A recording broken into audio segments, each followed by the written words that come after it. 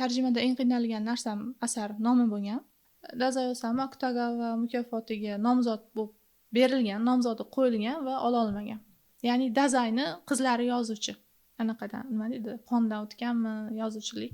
Sizdan men farzandli bo'ldim va men g'olibman degan joylarida yangicha umidni ko'ramiz. Mosuvo so'zi meni ham xayolimga kelgan, lekin bilmadim, mahrum va mosuvo so'zi o'rtasida qanaqa ma'no nozikligi bor. Bunda 14-15 yoshlar atrofidagi yosh qizni bir kunlik umuman bir kunini qanaqa o'tkazgani haqida va ichki monologdan iborat.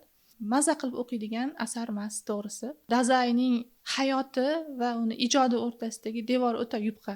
Xudoday yaxshi yigit edi deyilgan. Biz yaxshi odamlarni ko'pincha farishtaga o'xshatamiz. Shuning uchun farishta so'zini tanlab olganman. Dazay Osamuning eng mashhur asarlari deganda o'zi shu ikkitasi aytiladi: Insonlikdan mahrum odam va Botayotgan quyosh.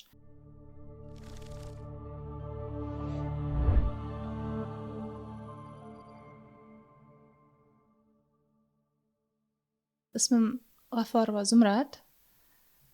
Yaqinda Akadem Nasr turkumida Botayotgan quyosh nomosida Dazay Osamuning bir qancha asarlarini tarjima qilganman va shu Akadem Nasr turkumi ostida nashrdan chiqdi. O'zim haqimda gapiradigan bo'lsam, hozirda Japan Digital University nomli universitetda o'qituvchi bo'lib ishlayman.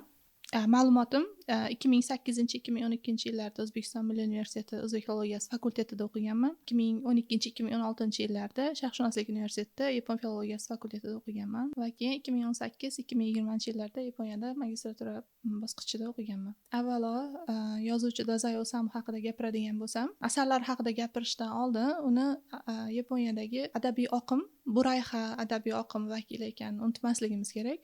Burayha bu beparvolar maktabi yoki dekanentlar maktabi deb tarjima qilsak ham bo'ladi. Urushdan keyin 1945-yildan Yaponiyada bo'lgan o'sha Yaponiyaning ham urushdagi tanazzuli, ham qadriyatlar tanazzulini qora bo'yoqlarda aks ettiruvchi adabiy oqim vakillari Burayha deyiladi va uning eng yorqin vakili Dazay Osamu hisoblanadi. Shuning uchun ham uning asarlarida bir muncha tushkunlik, o'zini o'zi tushunmaslik, o'zidan o'zi begonalashuv va umuman umidsizlikni ko'rishimiz mumkin. Dazayni tarjima qilganimning sababi, o'zim birinchi marta bu insonlikdan mahrum odamini Yaponiyada o'qib ko'rganman. Yaponiyaga endi magistraturaga borgan paytlarimda men o'zimda ham tushkunlik bo'lgan. Endi hali yangi o'qishga moslashmasdan umuman o'qish qiyinchiligi, uydan uzoqdaligim sababli tushkunlikda bo'lganman. O'sha paytda bitta yapon tanishim shu asar haqida aytib qolgan. Umuman shu asarni o'qiganmanmi, shu asarga munosabatim haqida bu payt o'qimagandim. O'qib ko'rganman va o'sha paytdagi meni kayfiyatimga ayni mos tushgan, juda yoqib qolgan. Keyinchalik bu asar bilan yana to'qnashganim, meni Yaponiyadagi ilmiy ishim mavzusi yapon adabiyotiga ruboiylarni ta'siri bo'lgan.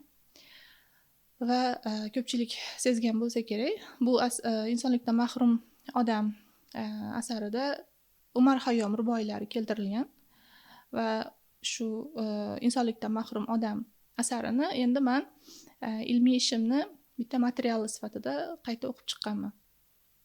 Endi bu safargisi oddiy kitobxon sifatida emas, uni asarning tili, asarning umuman o'sha davr voqealari, umuman tarixiy nuqtai nazardan, adabiy nuqtai nazardan o'qib chiqqanman.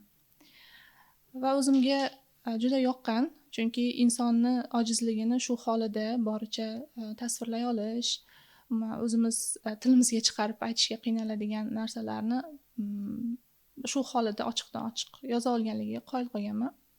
Va o'sha paytlari sekin-sekin o'zim uchun tarjima qilishni boshlaganman. Keyinchalik O'zbekistonga qaytib kelgandan keyin asarni chiqarish uchun birinchi nashriyotlarga murojaat qilganman. Bitta nashriyot qabul qilgan va muddat berilgan, lekin u paytgacha men tugata olmaganman asarni. Shu bilan keyin ularga aytganda ular yo'nalishini o'zgartirgan bo'lgan. Keyin shundan keyin asar qo'limda qolib ketdi. Keyin Jahon adabiyotiga borib asar haqida aytganimda ular yaxshi kutib olishgan. Jahon adabiyoti jurnalida chiqdi va undan keyin Akadem nashriga murojaat qilib asar haqida aytganimda ular ko'rib chiqishdi va rad etmasdan nashr qilishga rozilik bildirishdi va bitta qissa kichkina bo'lganligi uchun yana Dazayning boshqa yaxshi asarlari bo'lsa tarjima haqida o'ylab ko'rishimni aytishdi. Va shundan keyin o'zim Dazayning eng yana mashhur bo'lgan ikkinchi asari Botayotgan quyosh va Olcha hikoyalarini tanlab olib tarjima qilganman. Nashriyot tanlab bermagan, menga ixtiyoriy o'zlari aytganlar, qaysi yaxshi asarlari bo'lsa deb o'zim o'rganib chiqib shu Botayotgan quyosh va Olchani tanlab olganman. Dazaygacha tarjima qilmaganman. Insonlikdan mahrum odamni o'zi nashr qilish niyatim ham bo'lmagan. Yaxshi ko'rganim uchun o'zim tarjima qilishni boshlaganman. Yarmigacha kelgan paytimda nashr qilish fikri keyin paydo bo'lgan. Umuman insonlikdan mahrum odam nimaga umuman hayotini o'qib qaraydigan bo'lsak, kimgadir o'rnak bo'ladigan yoki bir o'qib qanaqadir xulosa chiqaradigan, umuman maza qilib o'qiydigan asar emas, to'g'risi. Lekin nimaga butun dunyoda, Yaponiyada bu asar mashhur? Chunki bosh qahramon Obayozo o'zini har doim insonlardan begona, o'zini tushunmaydigan, o'zini ichki qobig'iga o'ranib olgan va odamlar bilan gaplash uchun niqob taqib munosabatda bo'ladigan odam. Hammamiz hayotimizni qaysidir bosqichida xuddiki bizdan ko'ra boshqalar yashashni biladiganday, xuddiki biz yashashni bilmaydiganday, biz nimadandir quruq qolib ketganday his qilamiz o'zimizni va Obayozoni hislari biz uchun begona emas. Hammamiz bu hislarni qachondir his qilib ko'rganmiz. Va o'sha o'zimiz kimgadir ayta olmagan, o'zimiz his qilib oxirigacha tushuna olmagan tuyg'ularni Obayozoni kundaliklaridan o'qib ko'rishimiz mumkin. Insonlikdan mahrum odam tarjimada eng qiynalgan narsam asar nomi bo'lgan.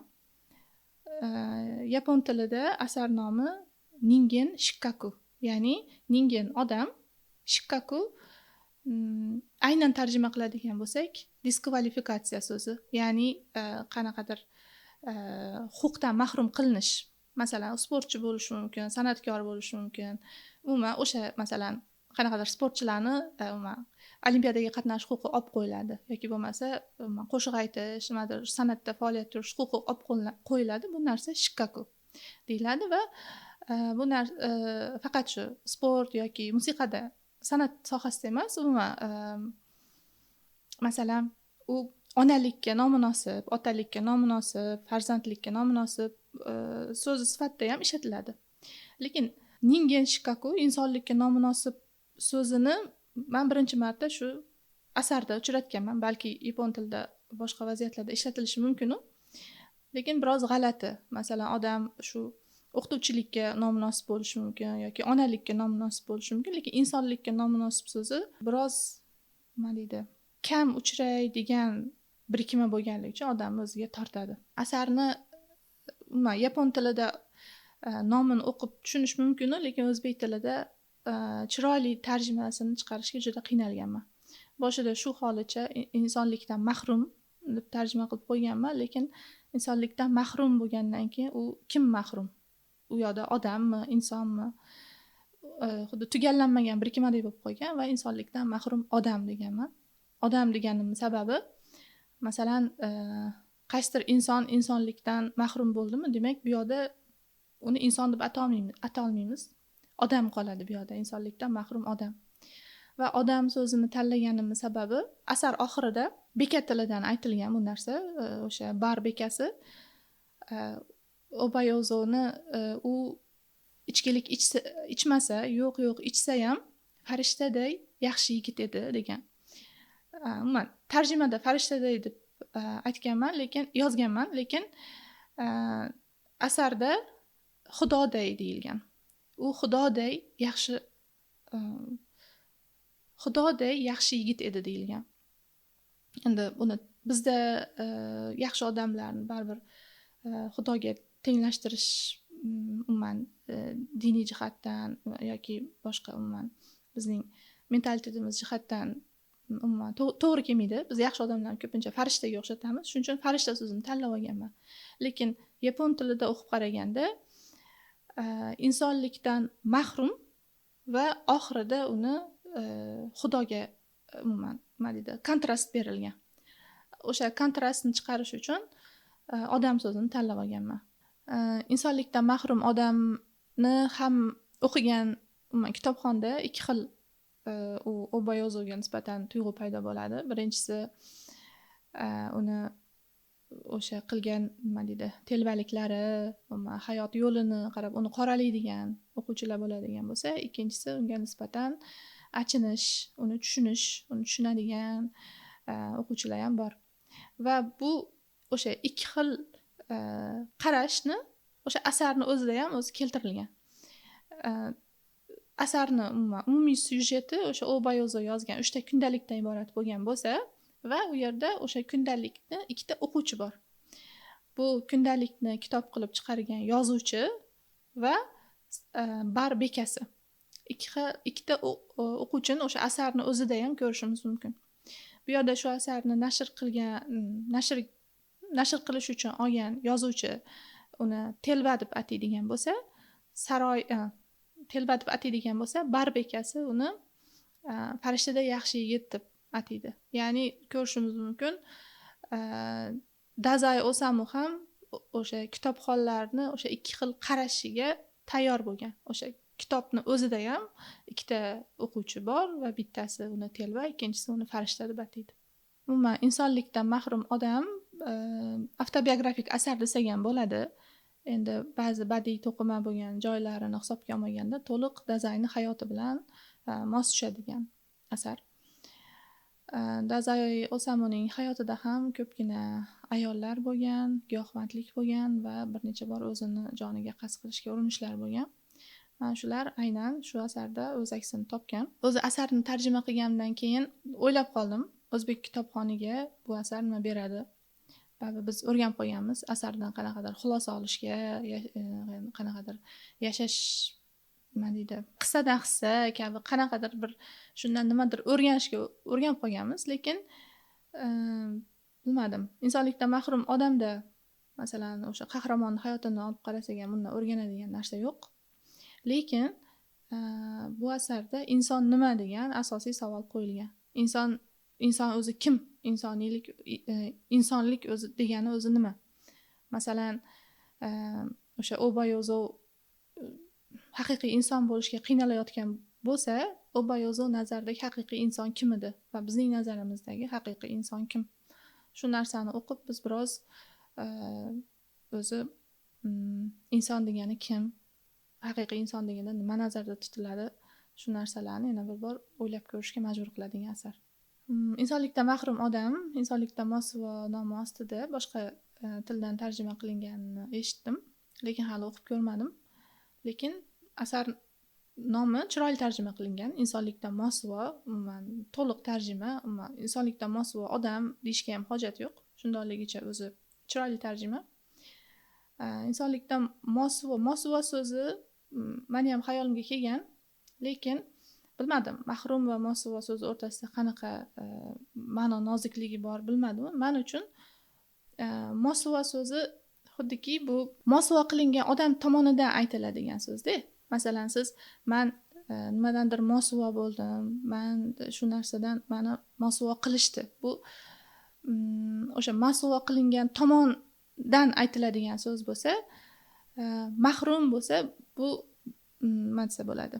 Ikkinchi tomonda aytiladigan. Ya'ni o'sha Ningen Shikakudagi diskvalifikatsiya so'zi ham siz uni nimadandir mahrum qilasiz. O'sha olimpiadaga qatnashish huquqidan mahrum qilasiz yoki o'qituvchilikdan mahrum qilasiz va insonlikdan mahrum odamda ham bu o'sha mahrum bo'lgan odam tomonidan emas, umuman nima desa bo'ladi? O'ziga bog'liq bo'lmagan, mahrum qilinganligini chiqarib berish uchun mahrum so'zini tanlaganman. Lekin insonlikdan mosuvo nomi ham chiroyli deb o'ylayman. Jarangdor. Asarlarni asliyatdan va vositachi tildan tarjima qilish. Umuman yoki har doim ham asliyatdan tarjima qilingan asarlar yaxshi deb ayta olmayman. Chunki bu tarjimonni mahoratiga, umuman so'z boyligiga, tajribasiga va ko'p narsalarga bog'liq. Vositachi tildan tarjima qilib turib ham chiroyli asarni chiqarish mumkin, chiroyli tarjima chiqarish mumkin. Umuman bu o'quvchiga bog'liq. Vositachi tildan tarjima qilingan bo'lsa ham, shu tarjimasini o'qiyman deydigan o'quvchilar ham bo'ladi. Bu ham yaxshi narsa deb o'ylayman. Demak, shu tarjimon boshqa tarjima asarlarida umuman o'zini mahoratini ko'rsata olgan yoki yo'q, man nima deydi, asliyatdan tarjima qilingan yoki ishonarli matn o'qishni xohlayman deydiganlar o'sha originaldan asl matndan tarjima qilingan tarjimani tanlash mumkin. Bu umuman kitobxonni o'zini erkin tanlovi deb o'ylayman. Qaysidir bittasi yaxshi, qaysidir yomon deb ayta olmayman. Lekin bitta joyi bor, o'sha vositachi tildan tarjima qilingan tarjima chiroyli chiqishi mumkin. Yaxshi chiqishi mumkin, lekin bu tarjima endi nima desa bo'ladi? Yangi asar bo'lib qolishi mumkin. Asliyatdan uzoqlashgan, yangicha, boshqacha asar bo'lib qolishi mumkin. Shu joyi ham bor. Hamma har xil uni anaqa qiladi. Har xil tomondan talqin qiladi, har xil tomondan o'qiydi. Masalan, hozir bir xil Rislarda ham chiqdi. Zo'r kitoblarni, keyin mualliflarni qanaqadir sindrom bilan bog'lash. O'zi masalan, men bu sindrom bo'lgan unda shuncha ham nima deydi? Biz wow, zo'r odam ekan deb o'qiymiz, lekin aslida tibbiyot nuqtai tomonidan olib qaraganda qanaqadir sindromi bor-da uni, yoki u depressiyadagi odam yoki qanaqadir biz bilmaydigan ruhiy kasallik bilan tashxis qo'yiladi o'sha odamga. Umuman insonlikdan mahrum odamda qiziq tomoni har xil unga anaqa tashxis qo'yilganda o'sha anaqaga qahramonga shaxsiyat buzilishi, o'zida ikkinchi shaxsni anaqa yaratuvchi sindrom yoki bo'lmasa hozir o'zbek tilida bilmayman, bipolyarniy расстройство deydi-yu, qutublanish, birdan xursand bo'lib turib, birdan xafa bo'lib ketadigan yoki bo'lmasa o'sha o'zini qasd qilishga harakat qilaveradigan sindromlar. Umuman tibbiy nuqtai nazardan ham qarasa anaqa qiziq. Balki shunaqa sindromlari bor bo'lgandir o'sha odam yoki Dazayni o'zini ham bir necha marta bildirmoqchi bo'lgan, shunaqa sindromlari bo'lgandir. Xo'p, Botayotgan quyosh asar nomi bu tarjimada ham asar nomiga qiynalganman, lekin aynan shu holida qoldirishga qaror qilganman. Shayou botayotgan quyosh degani aynan tarjima qilganda ham. Bu o'sha urushdan keyingi Yaponiyadagi zodagon qatlamlarning qulashi, umuman mavqeyidan ayrilishi, mol-mulkidan ayrilishi va oddiy o'sha xalqqa qo'shilib borishi haqidagi asar. Umuman men to'g'risi bu asarni tarjima qilib bo'lganimdan keyin bu asar haqida o'rganganman. O'rganganimda juda qiziq ma'lumotga duch keldim. Bu asar umuman olganda Dazayning rostdan hayotda bo'lgan ma'shuqasining kundaligidan olingan. Dazay hayotida ma'shuqalari ko'p bo'lgan. Shulardan bittasi Ota Shizuko ismli ayol bo'lgan. U ham shu adabiyotga yaqin, yozuvchilikka havasmand ayollardan bo'lgan. Shu ayol Dazay bilan tanishish maqsadida bir necha maktub yo'llaydi, xuddi shu asardagi voqealar bilan bir xil. Va Dazay ayol bilan tanishib, munosabatlari boshlangandan keyin ayolni o'sha Dazay taklif qilgan deyshadi, kundalik yozishga. Va shu kundaliklari asosida Dazay Botayotgan quyosh nomli asarni chop etadi.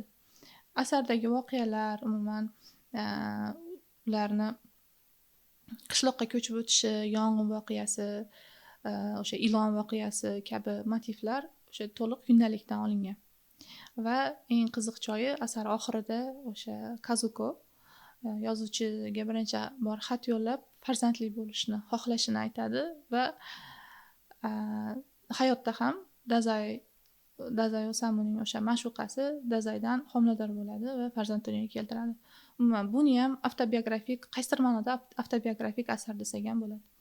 Lekin eng hayratlanarli joyi o'sha ayolning kundaliklarida oddiy tildan umuman kundalik sifatida yozilgan bo'lsa, Dazay buni badiiylashtirib, bunga o'sha aslzoda qatlamning tanazzulga yuz tutishi va shu urushdan keyingi yapon yoshlaridagi tushkunlik kayfiyatini ham shu asarda ifodalay olgan.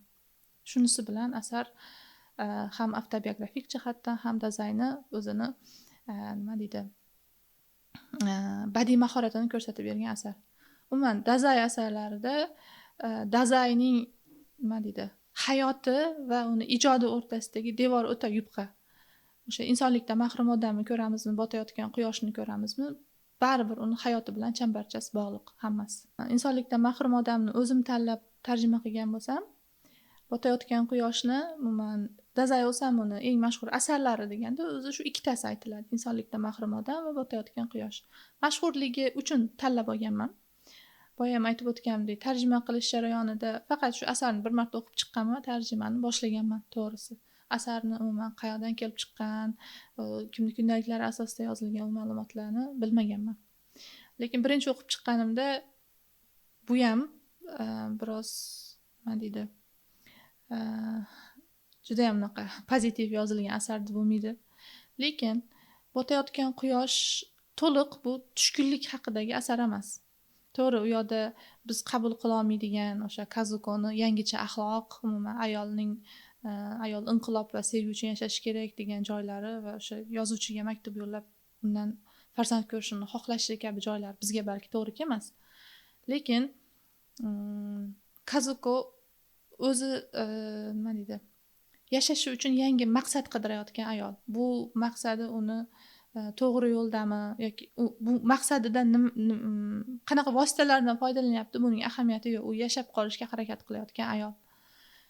Demak, Yaponiya ham o'sha davrda o'zini axloq Yaponiya uchun shu paytgacha muqaddas hisoblangan axloq va urushdan keyingi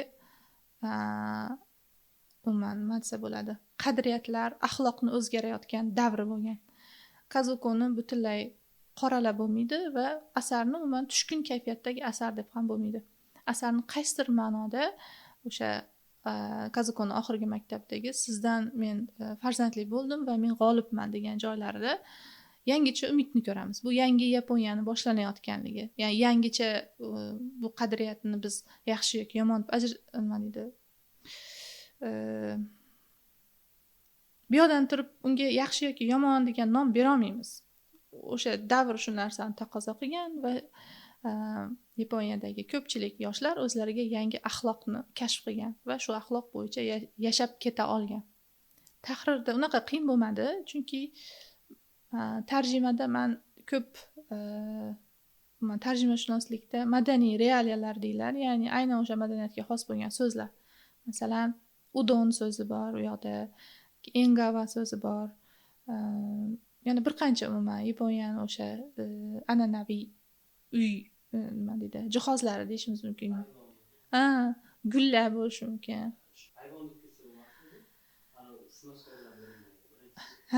Ayvon.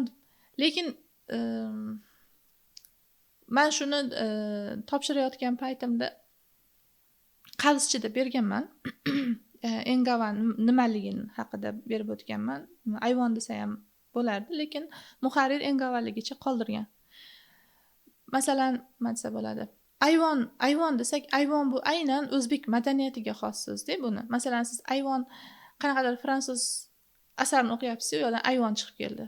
Sizda o'sha Fransiyani tasavvur qilayotgan o'sha davr, Fransiya muhiti birdan sizda o'zbekcha tasavvurlar paydo bo'lishi boshlaydi.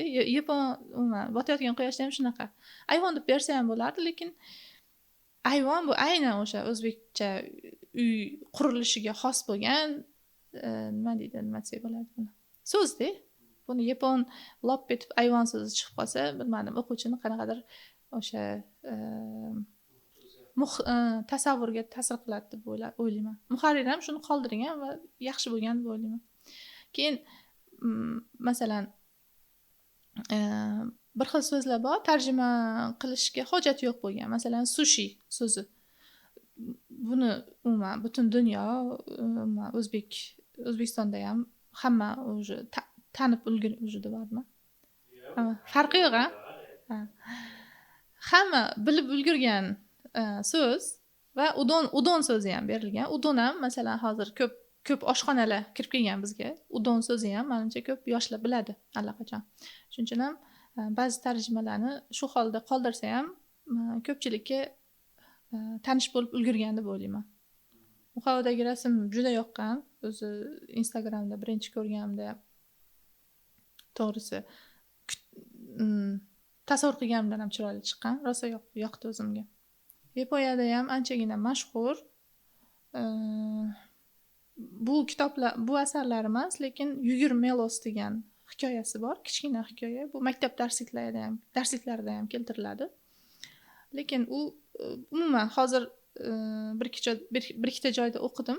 Botayotgan quyoshdan insonlikdan mahrum odam xuddi bitta asarda ichidagi kayfiyat bir xil, o'sha tushkun kayfiyat xuddi asar qahramoni bitta odamdek tasavvur uyg'otadi degan. Lekin o'sha Yugur Melos degan kichkina hikoyasi umuman boshqacha kayfiyatda.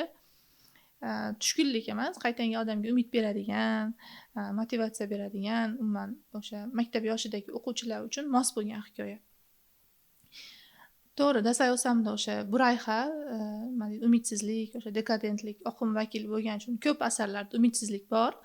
Lekin bir xil asarlari umuman buni o'ylamaysiz, agar o'sha muallifga qaramasdan o'qisangiz, buni Dasay Osam yozgan deb o'ylamaydigan hikoyalari ham bor anchagina. O'sha Yugur Melosdan tashqari va yana O'quvchi qiz degan mashhur bitta asari ham bor.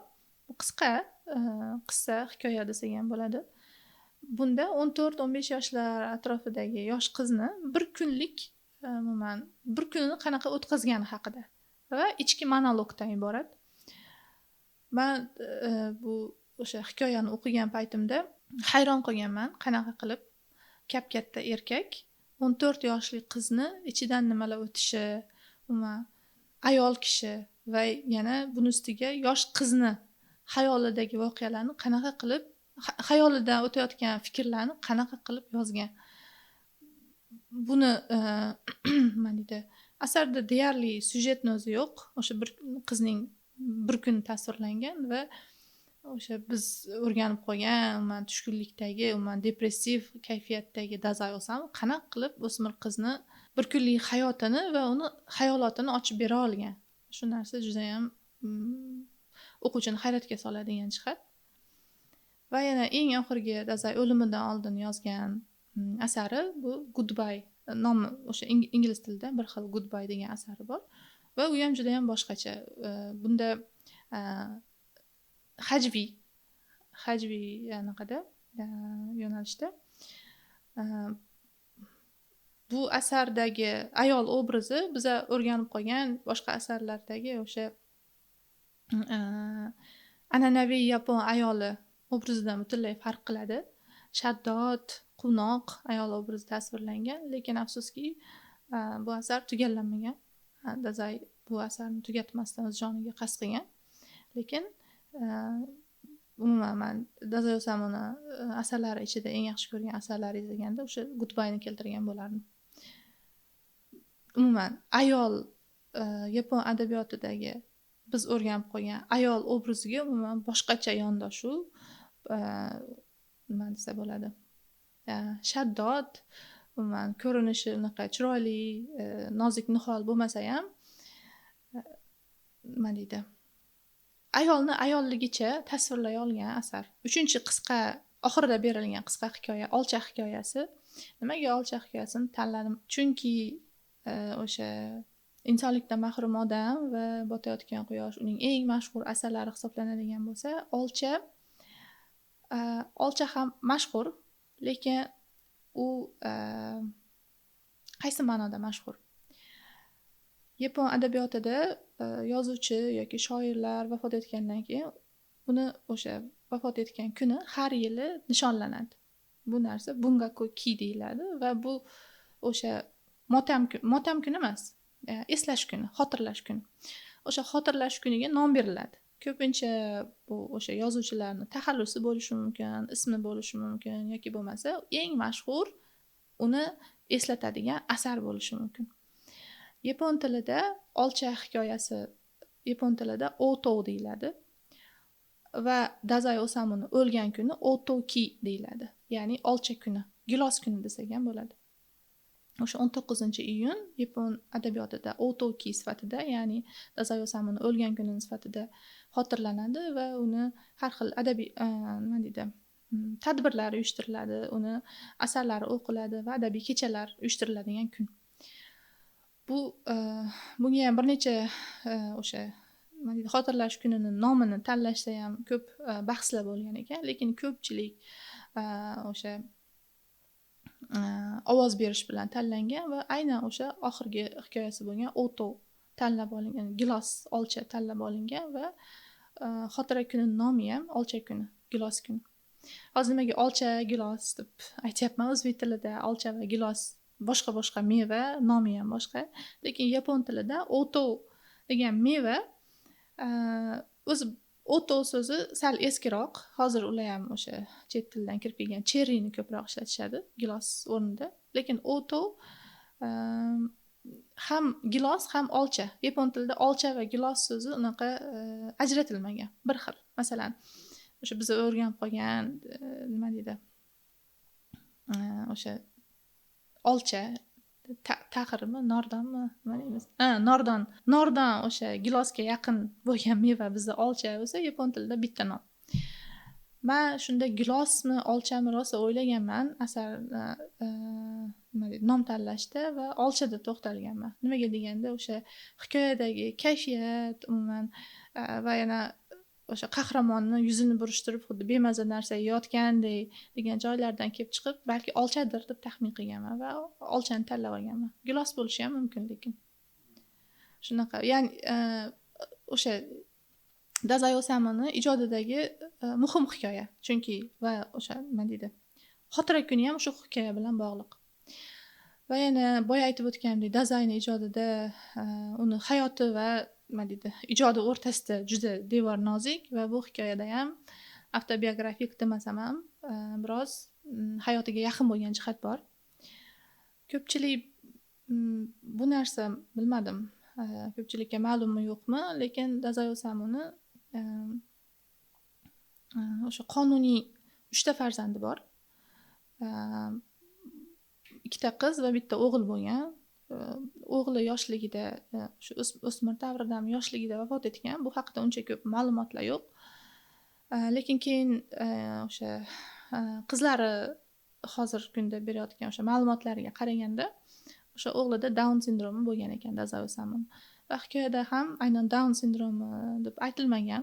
O'g'lining nimjonligi, 4 yosh bo'lsa ham tura olmasligi, hali gapira olmasligi, umuman nogiron degan so'zni tilga olishga qo'rqqanu, lekin o'g'lini kech rivojlanayotganligi haqida aytib o'tgan. Bu ham o'sha Dazai Osamuning aynan o'zini o'g'li Down sindrom bo'lgan o'g'lini nazarda tutib yozgan. Va o'sha Dazaining oldindan kelayotgan uni depressiyasi, hayotda nima deydi, o'sha tushkunlik kayfiyatiga o'sha o'g'lining nogironligi juda katta ta'sir qilgan deb o'ylayman. Va bu narsani o'sha olcha hikoyasida ham berib o'tgan. Uni Down sindromi deb aniq atamaganligining sababi balki ochiq aytishni xohlamagandir va yana bitta jihati umuman Down sindromi degan umuman ilmiy atama Yaponiyaga 1965-yillarda kirib kelgan.